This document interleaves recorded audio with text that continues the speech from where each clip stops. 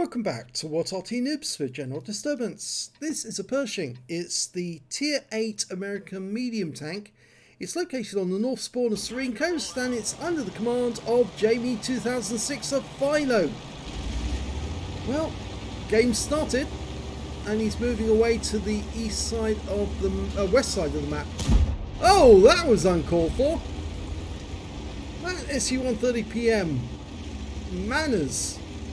I think actually ramming into his teammate there may have actually done some damage otherwise, but thanks to team damage being switched off, he didn't lose a lot of damage from being shot by the SU-130PM. In fact, didn't lose any hit points at all. Anyway, the 90mm gun on this tank is capable of 240 alpha and penetrating 190mm of armor with standard ammo, and that goes up to 268 with the OPCR. It's a very good gun, the 90mm. They used to shoot at T-34-85s in the Korean War, and the rounds would go in through one side and out through the other because it was just so powerful, the high velocity armor piercing. Now this tank is very good in the hull down position, and it's basically hull down now because it's got a very strong turret but not a very strong hull. He's pulling back. I don't know why he's looking over to the other side. I think he's looking at the number of tanks that are over this side. Oh, he's blocking that E25. And the E25 took damage while he was blocking him. I hope that doesn't have repercussions later on. He fires at the column, it doesn't get a shot in, but there's a Nudes 14.5. Puts one into the side of him. And took around from a Chiri. Okay, it's a VK3002D down then. Can you get around in that? Yep, no problem. It's that Chiri again.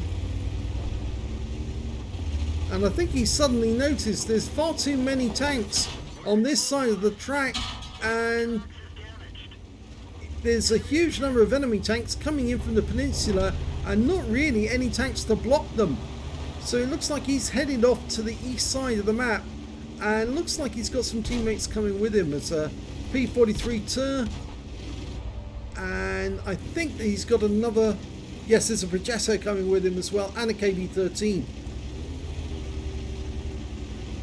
Now he's going to need those guys because it looks like there's a heavy enemy force coming in.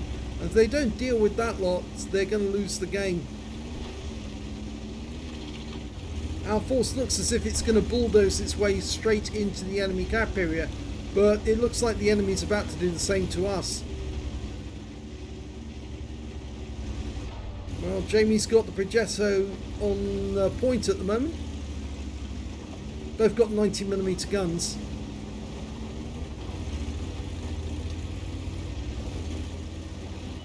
And, oh, backchat 12 ton. Okay, that's an autoloader. And that's the same SU-130PM who caused problems earlier. He fires one in, gets a hit. A high roll. Oh, he's been ammo racked. Oh dear. And thankfully his repair kit's just coming off cooldown right now. So he can use that and get his ammo rack back in again. And he does. That was handy. Go for the back chat. Yep, nice hit.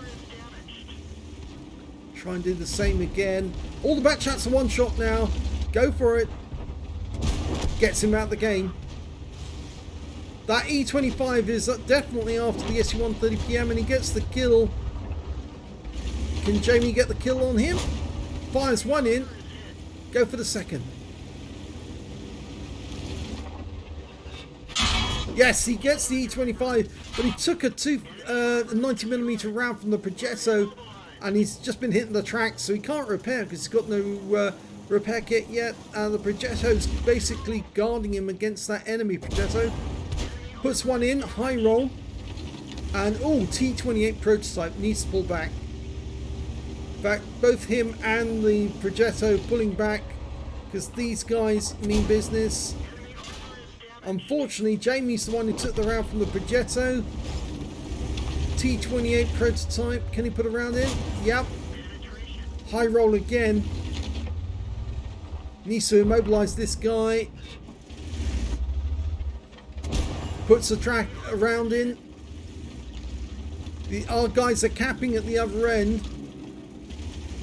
Just needs to keep the resets going. We've only got one guy at the other end. In fact, the rest of the team are coming back. This is the last enemy, and that's the end of the game. So he did take some damage, but he didn't get slam dunked like in the previous game.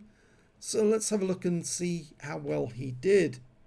Well, it was an ace tanker for Jamie 2006 of FILO in the M26 Pershing. He managed to get a spotter badge like last time, but he also picked up a 100 gold for surviving the battle, having received damage from 4 different enemy tanks, a bruiser medal for getting at least 5 critical hits, and a fire for effect for doing more damage than the hit points to his own vehicle. He got a steel wall for blocking the most damage in this game as well.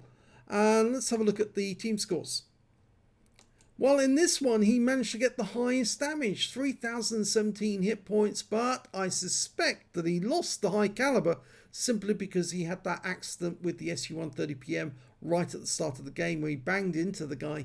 And as a consequence, I think that would have done damage if team damage was not there, if team damage had been switched off. And consequently, I think that's where he lost his high caliber. 2,556 hit points went to the Progetto, and 1,912 went to the SU-130PM, the player who actually shot into his side. I think that's Mary San. When it came to kills, he had the highest number of kills with 3. 2 kills went to the VK3002D, the IKV90, and the SU-130PM and the Hellcat. And nobody on the enemy team managed to get more than 1 kill. When it came to base XP, yes, he's got the top in that one too. So he's got the top in all 3 columns. 1,322 to Jamie, 793 to the Progetto, and 718 to the SU-130PM. He fired 16 rounds, got 14 direct hits and 14 penetrations, damage of 3,017 hit points, of which 239 broke more than 300 meters. He received 13 hits from the enemy, so qualified for the steel wall. 7 of those were penetrations, 6 were non-penetrations, and 1 hit by way of splash damage. He blocked damage of 635 hit points. And if you combine that with the damage he did actually take, I suppose you could say that's where it's over 1,000 hit points of damage in total. 3 enemy vehicles spotted, 8 enemy vehicles damaged, 3 killed, and 2,197 hit points of spotting assist. And he got 21 defense points by resetting the cap.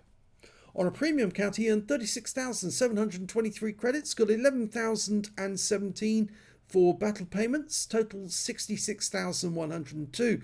And after repair, ammunition, resupply and consumables, he took away 43,992 credits. He received 1,322 XP and took away 1,983 experience points altogether. If my voice sounds a bit weird, it's because of the dental problems I've got at the moment. I'm actually doped up to the eyeballs on painkillers and taking antibiotics to cure a serious dental infection I've got. And so it's actually affecting my voice, so I do apologise. But is the Pershing good? Not really. Not compared to the M4A3 that came before it or the M46 pattern that came after it. Much better tanks overall. The Pershings are actually fairly unreliable tanks. They had a tendency to break down. I think it's probably because they were rushed into service. Plus, of course, it's a 40-ton tank and not really powerful enough really in the engineering side to actually make it work. The Patton's a much better tank overall. It's got more power, it's got better armour, and yes, so I much prefer Patton to the Pershing. The T26E5 is good, the Patriot, but I'm afraid this one, no, not really that good. But Jamie certainly made it work on this occasion, so well done to him.